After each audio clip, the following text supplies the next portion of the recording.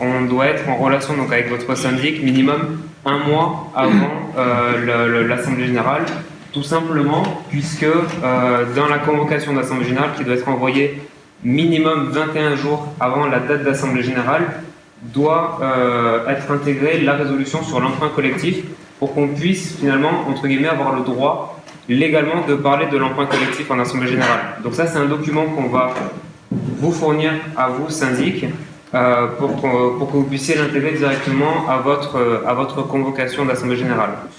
Ce que je propose aussi à mes clients syndics, c'est d'assister à l'Assemblée Générale.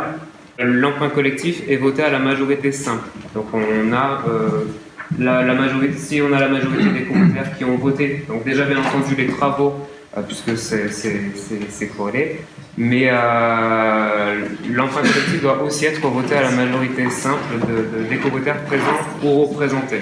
On a une équipe qui est dédiée chez Domo Finance à la partie post-assemblée générale, où là on va aider le syndic et on va faire le travail pour le syndic, le travail de recensement. C'est-à-dire que l'emprunt collectif, il est collectif mais à adhésion individuelle. C'est-à-dire que chaque copropriétaire va avoir la possibilité de pouvoir choisir ou non d'adhérer à l'emprunt collectif. Il n'est pas obligatoire, c'est-à-dire que même si lors de l'Assemblée Générale, l'ensemble des copropriétaires ont voté l'emprunt collectif, ils ne seront pas ensuite dans l'obligation d'adhérer à l'emprunt collectif.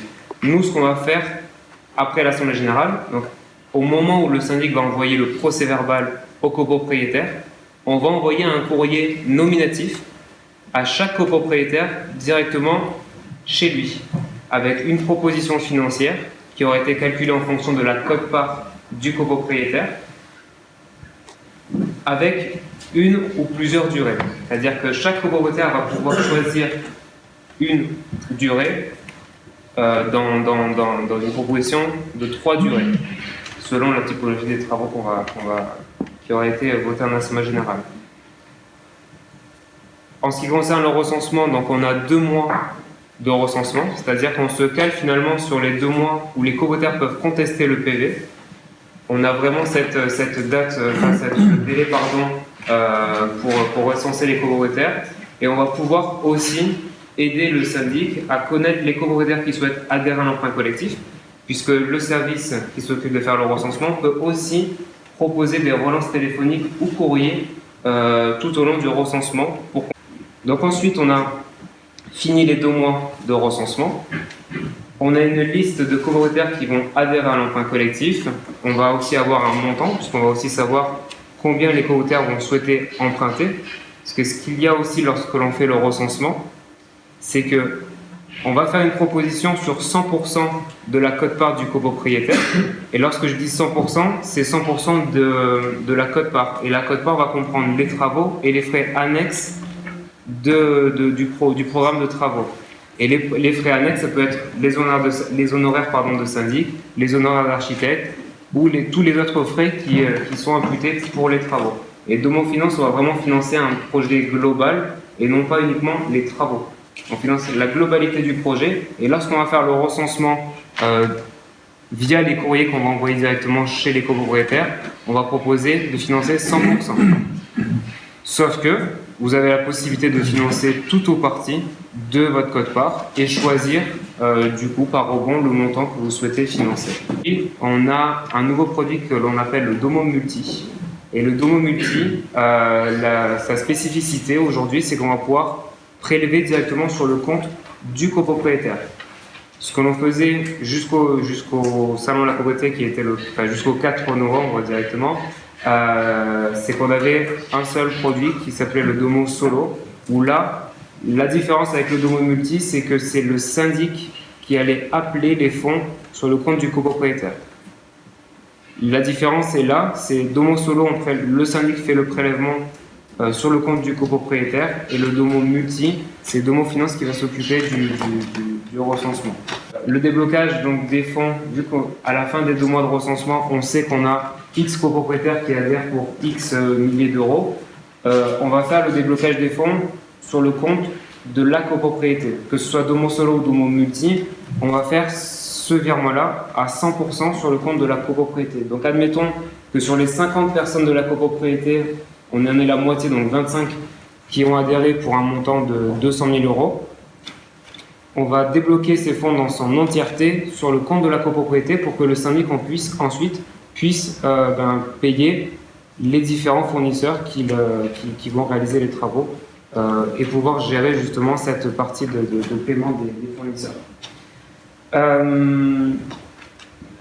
Plus techniquement, finalement, l'emprunt collectif, comme son nom l'indique, c'est un emprunt qui est collectif, donc il faut qu'on ait minimum, lorsque l'on fait le recensement, 2 copropriétaires qui adhèrent, parce que sinon c'est un prêt individuel.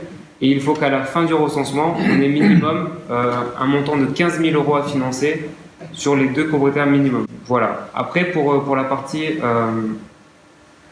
rachat de certificat d'économie d'énergie, par exemple, que l'on va faire lorsqu'il va s'agir de travaux de rénovation énergétique, là, on fait appel à nos collègues de chez EDF pour que vous puissiez avoir une proposition de rachat de certificat d'économie d'énergie. On va prendre l'enveloppe de rachat de certificat d'économie d'énergie que l'on va venir soustraire au montant des travaux. Donc admettons, on a 100 000 euros de travaux sur de la chaufferie par exemple, et on a 10 000 euros de bonification, on va faire nos calculs sur 90 000 euros et non plus sur 100 000 euros. Comme ça, au moins, ça permet d'avoir un montant de quote-part plus faible pour ceux qui souhaitent adhérer à l'emprunt collectif.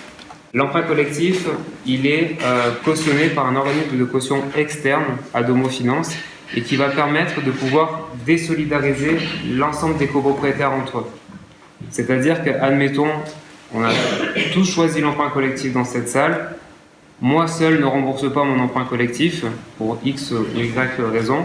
Finalement, vous ne serez pas impacté par ce manque à payer, vous n'aurez pas à payer ma quote-part que je n'ai pas payée.